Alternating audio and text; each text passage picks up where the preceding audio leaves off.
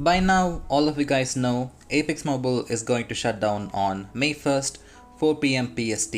EA or Respawn made the announcement yesterday, and then they had an EA conference call where they talked about this announcement and why they made this decision.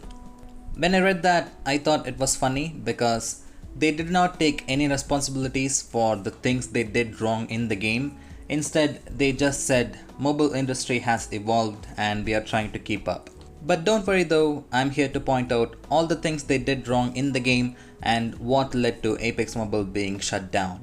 The article I'm using in this video is from IGN, so I believe there's no changes in the quotes. And the conference call starts with Apex Mobile news, and here the CEO is saying, "We have learned a great deal from Apex Mobile and have plans to reimagine a connected Apex Mobile experience in the future." First of all, when you announce a game being shut down, and if you have any plans for that same game in the future, you should include that in the same announcement, right? Hey, we are shutting down the game for now because of these issues, but we have plans for it in the future and we will definitely bring this game back, but better, right? I mean, you guys know this too because you did the same for Battlefield Mobile. Here you can see Battlefield Mobile is being shut down, but there's a reimagined experiences coming in the future. But you didn't do the same for Apex Mobile. I really don't know why, but some people speculated that this announcement was made for damage control, or if you make this announcement about Apex Mobile coming back, people are not going to talk that much of negative things on social media. That's basically the idea. That's what people are speculating. Well, we don't have any proof that's why they did that or something like that. If you want proof, they'll have to develop Apex Mobile and submit it. Maybe we'll see that in a year or something.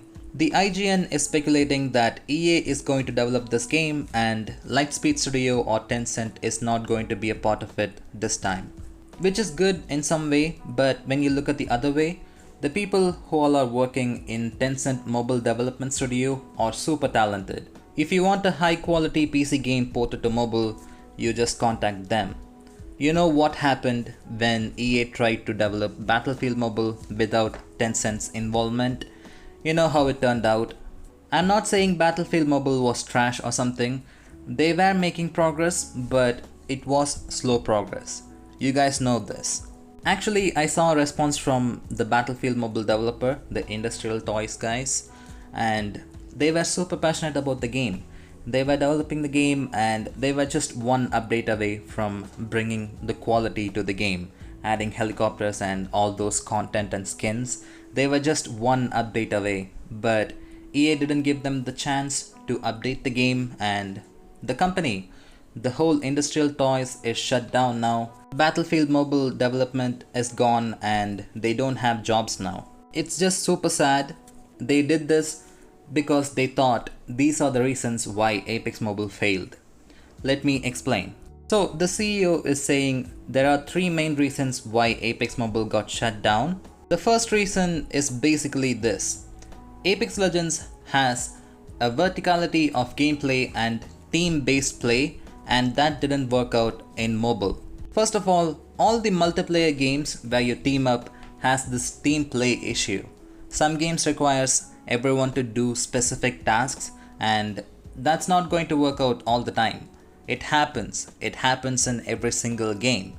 It's not only specific to Apex Mobile, and nobody said they didn't like Apex Mobile because it's a team-based game. Alright, what they said is they didn't like the teammates they are getting because of your skill-based matchmaking. If it was working like 50% of the time, you wouldn't get gold teammate in Master League as a random, right? And if you guys are going to say this is one of the main reason, what did you do to fix this issue? Did you guys fix your matchmaking system, or did you guys add solo mode? Or maybe you guys added solo mode one time as a limited time mode and it got so much good response and feedback, but it never came back. Then you guys don't have a solo mode even in public matches. Why is that? If you guys think this is the main reason to shut down Apex Mobile, why didn't you try adding solo mode or duo mode? Even that solo mode limited time one was second shot LTM, I believe. The thing is, you guys knew this is a problem and you didn't try to fix it. That's it. And the second reason from the CEO is it didn't retain the more casual user at the rate that we needed it to. Let me explain this clearly, alright? The casual players did not leave the game because they thought the game is hard or the learning curve or something like that, okay? It's because how much broken the game is and how unoptimized it was when the game came out. In season 1, when the game first came out, I tried it on my ROG Phone 3, which is kind of an high-end phone, alright? And I tried to land, I tried to jump off the plane, and the game actually froze for a second. Then all I was seeing is 2 frames per second of landing animation. That was the state of the launch. As I said, ROG Phone 3 is kind of a high-end phone, and the casual players you guys are talking about, they are not having powerful phones, and ROG 3 is not even the latest phone, but their phones doesn't even have that much power. If my phone lagged that much, I could only imagine what happened to them. In this all screen freezing and frame rates and all the legend bugs and stuff, we had the infinite bunny hopping. If I was a casual player and if I saw a Gibraltar coming at me faster than a train in the game, I'm just going to quit the game and uninstall the game for good. Which is exactly what they did. The casual player base uninstalled the game because of that broken mechanic. And you guys took 2 seasons, 2 whole seasons to fix that. And now you guys are saying you couldn't retain the casual player base. Why would they stay? And in season 2, we have the Loba glitch, where you can use your tactical abilities to go inside rocks and stuff. That one is still not fixed. You can still go inside the rocks. If I open the game, I can do that. And then we had jump spamming, where people were jumping more than the bullets they shoot.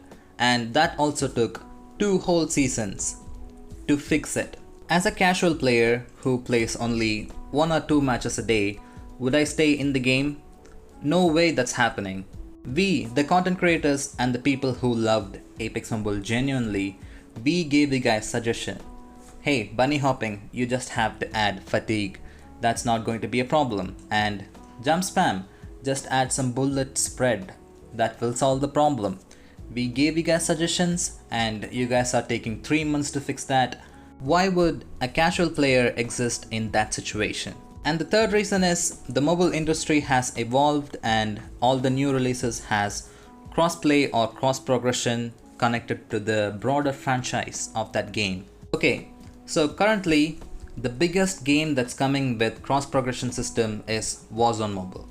And I know one more game that has cross progression and crossplay, that is Omega Strikers, alright? And now I'm going to list some games that are popular, those are coming this year and that doesn't have a connection to their PC counterparts or doesn't have cross progression or crossplay, alright? Number 1, Arena Breakout. People are saying it's just a ripoff of Escape from Tarkov. It's super realistic, super tactical and super hard compared to even Apex, but people are still playing and waiting for the game, and there is a good amount of hype for the game, and it doesn't have any cross progression or crossplay. Number 2, we have Rainbow Six Mobile. That's also coming out this year and it doesn't have crossplay or cross progression as far as I know, and people are welcoming the things they did change in the game and how they made it for mobile. People are loving it. Number 3, we have The Division Resurgence that has no connection to the PC games, but people are loving it. Nobody is complaining about crossplay or cross progression. People are still going to play it when it comes out this year. Number 4, we have Rogue Company Elite. That's not going to have any connection to the PC version, but it has all the content from the PC version. They are bringing it to mobile. People are enjoying it and there is a hype for that game too. I can list a few more games, but I don't have anything in my mind right now. But these are the list. These doesn't have any crossplay or cross progression, but people are loving the game just because of their gameplay and how they presented themselves. And if you guys still think adding crossplay or cross progression will make the game successful somehow. I'm sorry to say it's not going to happen, especially if this game's development takes like another 2 or 3 years.